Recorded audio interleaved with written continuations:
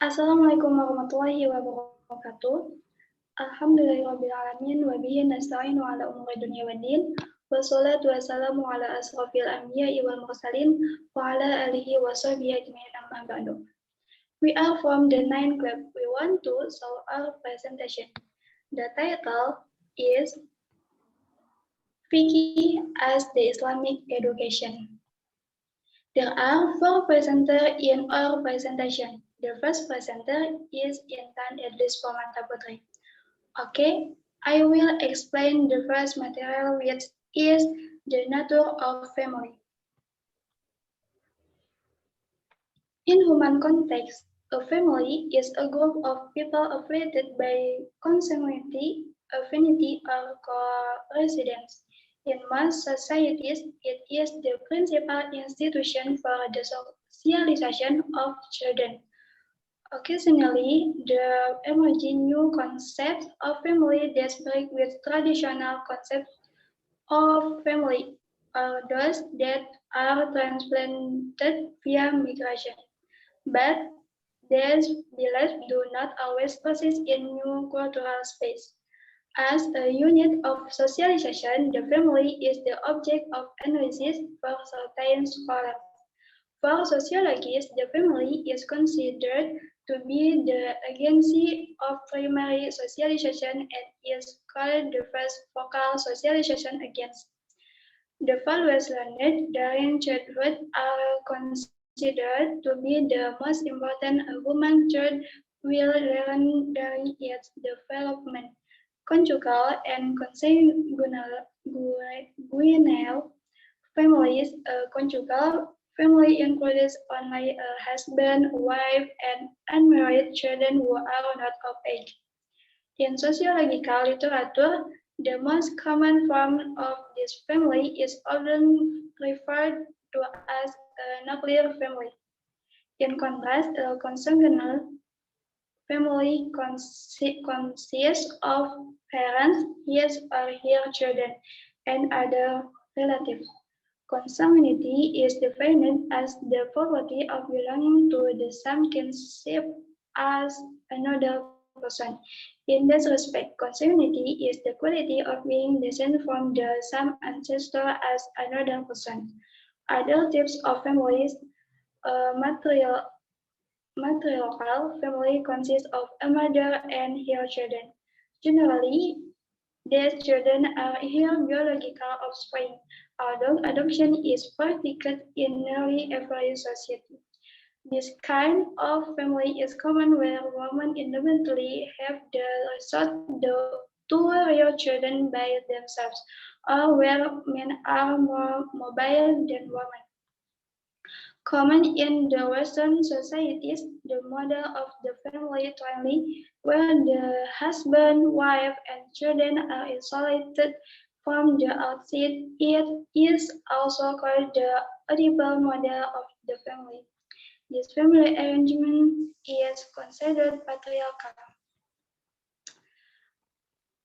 Okay, maybe that's all I say. So the second person is Muhammad Arsa Sinaga. The time for him.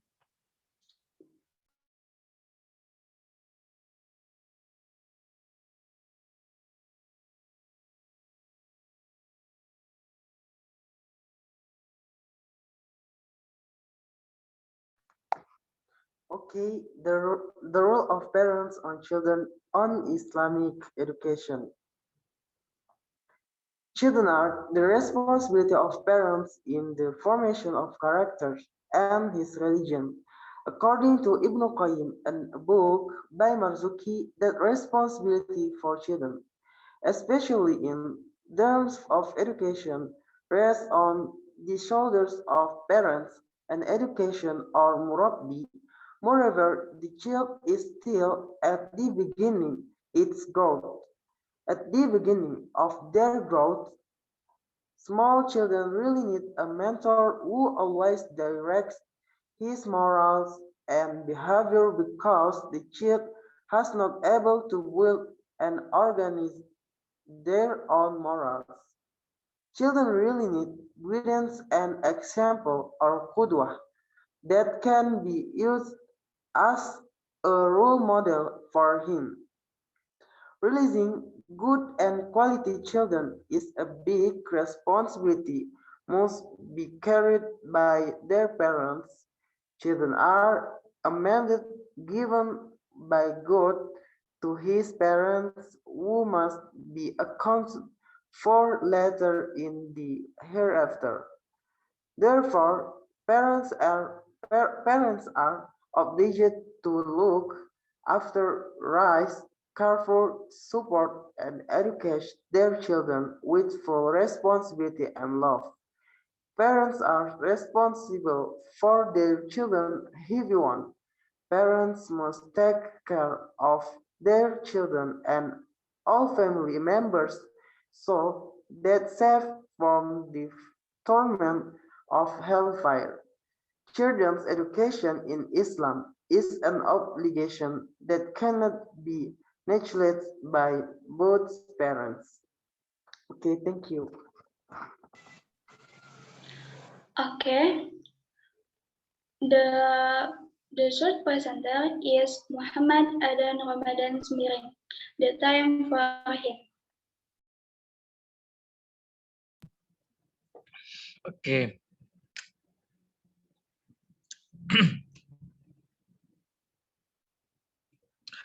Thanks to the moderation for the opportunity. Well, one, children from the age of 7 to pray on time to get used to prayer, both at home and the mosque.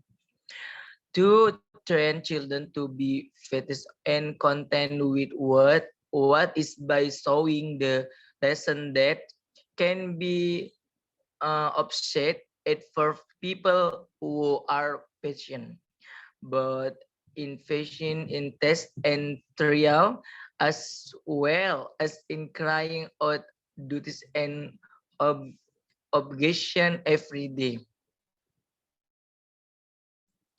The children about of loving Allah subhanahu wa ta'ala and his messenger above love for others. For teach and familiarity to children the main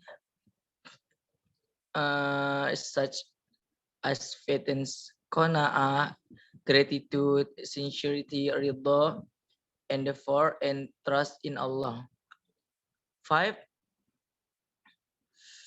Uh, Purification of the heart by feeding despicable quality such as shirk, lying, daring to parents, jealously, envy, haters, and is prejudiced against others and talks about people, discredits others. 6. Trying children to love giving alms to for, especially with his own.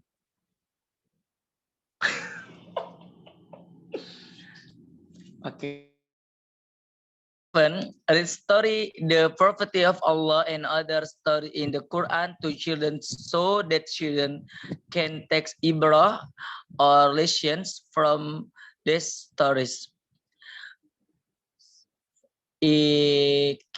Consistent in so positive attitude and behavior to children so that they get the right character model.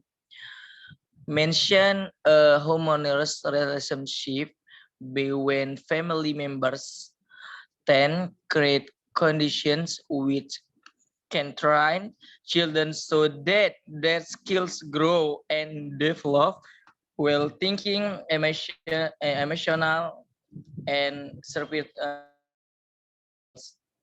Infill children to be involved the direction in discussion and dialogue and democratic atmospheres in important matter is the family.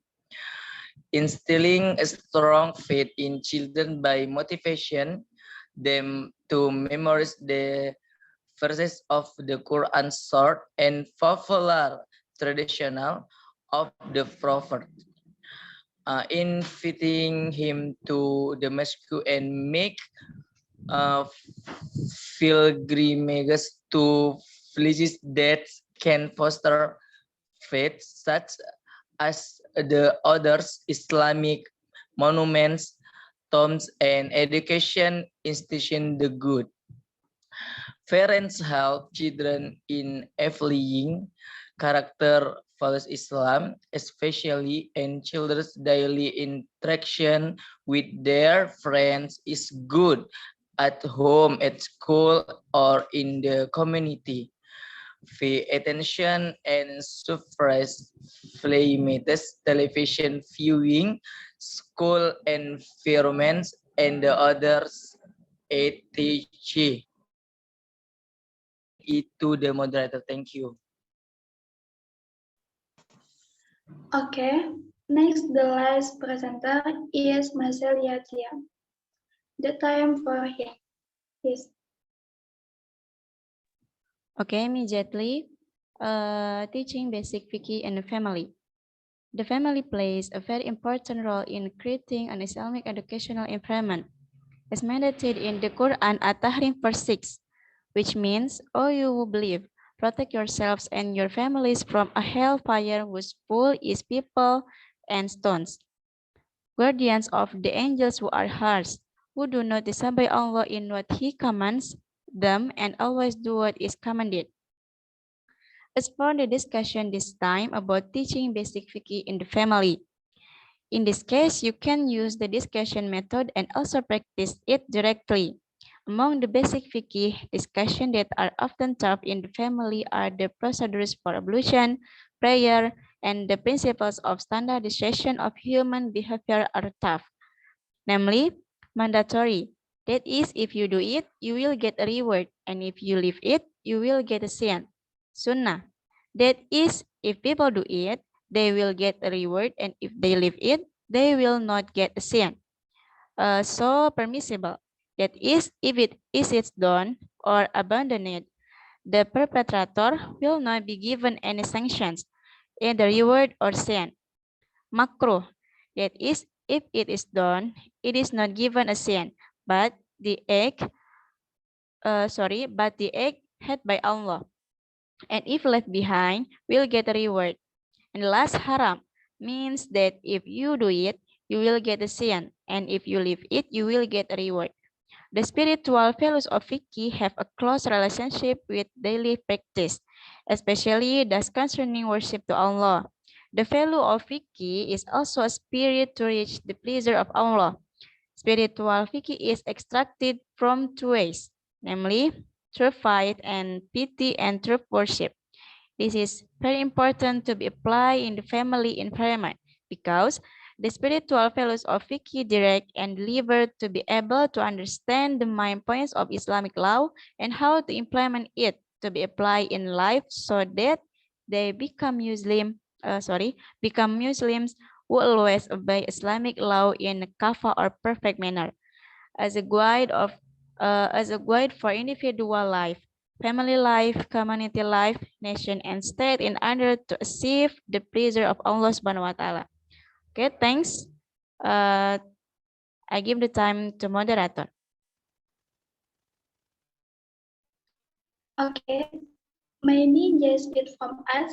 Thanks. Wassalamualaikum warahmatullahi wabarakatuh.